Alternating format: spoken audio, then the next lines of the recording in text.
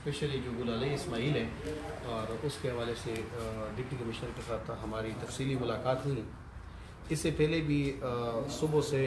کبھی ہم کوثار تھانے میں گئے، کوثار تھانے میں وہاں پہ انہوں نے 17 بندوں کی لسٹ دی جو وہ کہہ رہے تھے کہ ہم نے ڈپٹی کمشنر صاحب نے اس کو 3 MPO کے تحت ڈیالہ جیل بھیج دیا۔ اس کے بعد ہم وومن پولیس اسٹیشن گئے، وہاں پہ جو گلالئی اسماعیل کی سسٹر تھی اور اس کی والدہ تھی اور بھی اس کے فیملی ممبرس تھے، ان کے ساتھ ہماری ملاقات ہوئی تو انہوں نے کہا کہ کل سے جب سے ان کو اریسٹ کیا گیا تو نہ ہمیں ملنے دیا جا رہا ہے اور اس کا کوئی اتا پتہ نہیں ہے۔ پھر ہمیں بھی وہاں سے تانے سے کنفرم کیا، لیکن وہاں پہ کوئی ہمیں معلومات نہیں ملی کہ گلالئی اسماعیل اور PTM کی جو دوسرے ایکٹیوسٹ ہیں ان کو کہاں پہ رکھا گیا ہے اور وہ اس وقت کہاں پہ ہیں۔ اس کے بعد ہم ڈپٹی کمشنر آفس آئے تو کمشنر آفس میں جتنے بھی یہاں پہ کنسرن آفیسر ہے ان نے سب نے کہا کہ ہمیں کسی کو بھی یہ علم نہیں ہے، معلوم نہیں ہے کہ وہ جو جتنے بھی PTM کے ایکٹیوسٹ ہیں ان کو کہاں پہ رکھا گیا، کس قانون کے تحت رکھا گیا، اور جو خصوصاً گلالئی اسماعیل ہے اس کا تو کوئی اتا پتہ نہیں تھا۔ ابھی رات کے اس پہر ابھی فائنلی ہماری جو میٹنگ تھی وہ ڈپٹی کمشنر اسلام آباد حمزہ شفقات صاحب کے ساتھ ابھی ہوئی ہے، اور اب آمی باہر آئے تو انہوں نے یہ بتایا کہ جو گلالئی اسماعیل ہیں وہ وومن پولیس اسٹیشن میں ہیں اور وہ سیف ہیں، اس کا کوئی ایشو نہیں ہے، اور یہ جو دوسرے بندے ہیں اس کو 3 MPO کے تحت ہمیں ڈیالہ جیل بھیج دیا۔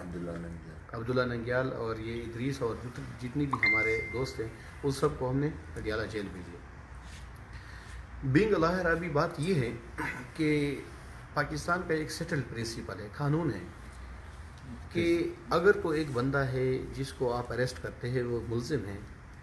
تو اس کو 24 گھنٹے کے اندر آپ نے کنسرن جو مجسٹریٹ ہے جوڈیشل مجسٹریٹ اس کے سامنے آپ نے پیش کرنا ہوتا ہے۔ اس کے بعد بات یہ ہے کہ ابھی 24 گھنٹے ہوئے ہیں، نہ تو اس گلالئی اسماعیل کا پتہ چل رہا ہے اور دوسرے ایکٹیوسٹ کا پتہ چل رہا ہے جو وہ زبانی ہمیں بتا رہے ہیں کہ ہم نے اس کو ڈیالہ جیل بھیج دیا ہے، ریٹرن میں وہ ابھی ہمیں کچھ نہیں ملا ہے۔ میرے کہنے کا مقصد یہ ہے کہ جو ملزم ہے اس کا بنیادی ایک حق بنتا ہے پاکستانی قوانین کے تحت کہ وہ ان کو ایک وکیل دیا جائے، اور وکیل کے علاوہ ان کو یہ پتہ چلنا چاہیے کہ وہ کس قانون کے تحت اس کو گرفتار کیا گیا ہے۔ ان کو یہ بھی پتہ چلنا چاہیے کہ ان کی ریٹن میں کہ ان کے خلاف ایلیگیشن کیا ہے، ان کے خلاف چارجز کیا ہیں، تو ان سب چیزوں کا ان کو معلوم ہونا چاہیے، کیونکہ یہ پاکستانی قانون کہتا ہے، ٹھیک ہے، اور یہ ان کا بنیادی انسانی حقوق میں آتا ہے کہ آیا ان کے خلاف ایلیگیشنز کیا ہیں، چارجز کیا ہیں۔ تو یہ ساری چیزیں اس کسی بھی ملزم کے بنیادی انسانی حقوق میں آتے ہیں، جو کہ 24 گھنٹے گزرنے کے بعد ابھی تک ہمیں یہ پتہ نہیں چل رہا کہ گلالئی اسماعیل اور دوسرے بندے ان کو کہاں رکھا گیا ہے۔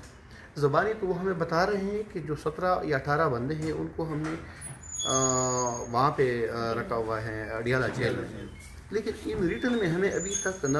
تو اسسٹنٹ کمشنر صاحب پوچھ دے رہے ہیں نہ ڈپٹی کمشنر صاحب پوچھ دے رہے ہیں۔ تو میرے کہنے کا صرف مقصد یہ ہے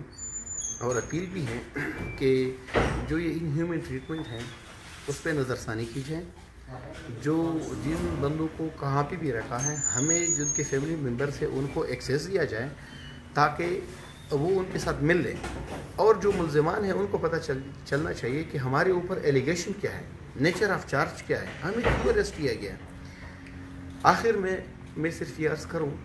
کہ ہم تو چونکہ میں ان کا کونسل ہوں اور جتنے بھی PTM کے یہ اریسٹڈ جو ایکٹیوسٹ ہیں گلالئی اسماعیل، عبداللہ ننگیال، ادریس اور جتنی بھی ہمارے دوست ہیں، اگر تو ان کا کوئی ویئر اباؤٹ اتا پتہ نہیں معلوم کسی کو،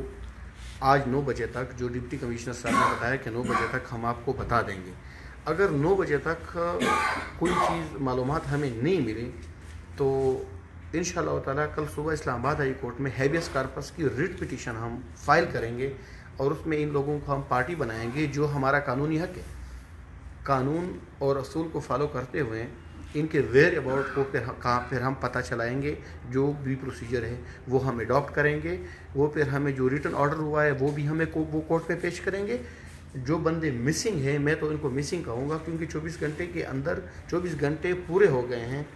ابھی تک یہ پتہ نہیں چل رہا کہ وہ کس پولیس اسٹیشن میں ہے۔ کبھی کہتے ہیں کہ اس پولیس اسٹیشن سے شفٹ کر کے اس میں رکھا گیا، کبھی کہتے ہیں کہ اس سے ہم نے اٹھا کے اس میں رکھا گیا۔ تو تو یہ فی الحال مسنگ ہیں. اگر تو ابھی 9 بجے تک ان کا کوئی اتا پتہ معلوم نہیں ہوا تو صبح انشاءاللہ تعالیٰ اس میں میں خود ہیبیس کارپس کی ریٹ پٹیشن فائل کروں گا اور اسی ہی ریٹ پٹیشن کے بیس پہ انشاءاللہ تعالیٰ ان کا وہ ہم پتہ لگا لیں گے. تو آپ سب دوستوں کا بہت شکریہ. انشاءاللہ تعالیٰ جو بھی قانونی کارروائی ہوں گی 9 بجے تک تو آپ کو بتا دیں گے. بس بدک پہنچی. ہم لوگ تو کل گئے تھے وومن پولیس اسٹیشن. وہاں پہ سب سے پہلے ہمیں ڈینائی کر دیا گیا تھا کہ گلالی اسماعیل یہاں پر موجود نہیں ہے, اور کافی گھنٹوں بعد پھر انہوں نے یہ ایکسیپٹ کیا کہ ہاں گلالی اندر ہے, لیکن ہمیں اندر جانے کی کوئی اجازت نہیں تھی, نہ اس سے ملنے کی اجازت تھی. وہاں پر ہمارا وکیل آیا, وہاں اس کو بھی اندر جانے کی اجازت نہیں تھی اور کسی سے ملنے کی اجازت نہیں تھی. جس وقت ہم لوگ گئے اسٹیشن پہ اس وقت ایس ایچ او موجود تھی فیمیل, لیکن اس کے تھوڑی دیر بعد ہی جب وکیل وہاں پہنچا تو ایس ایچ او اپنی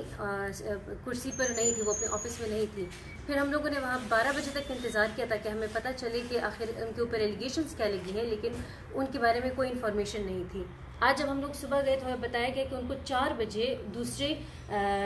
اسٹیشن میں ٹرانسفر کر دیا گیا ہے, لیکن جب ہم لوگوں نے پوچھا کہ کس اسٹیشن میں, تو کوئی انفارمیشن نہیں دی گئی. اور اب تک انہوں نے یہ ہمیں کنفرم نہیں بتایا کہ وہ وومن پولیس اسٹیشن میں ہے اور یا پھر ایالہ جیل میں. انہوں نے بس صرف ویگ انفارمیشن دی ہے کہ وہ وومن پولیس اسٹیشن میں ہے اور یہ کہا ہے کہ وہ سیف ہیں. اب 9 o'clock ہمیں پتہ چلے گا کہ وہ ان کو جو پروٹیسٹ جو باقی گلالی اسماعیل ہیں اور پروٹیسٹر ہیں ان کے اوپر کیا ایلیگیشنز لگی ہیں اور یا ان کے اوپر کیا آرڈر جاری ہے.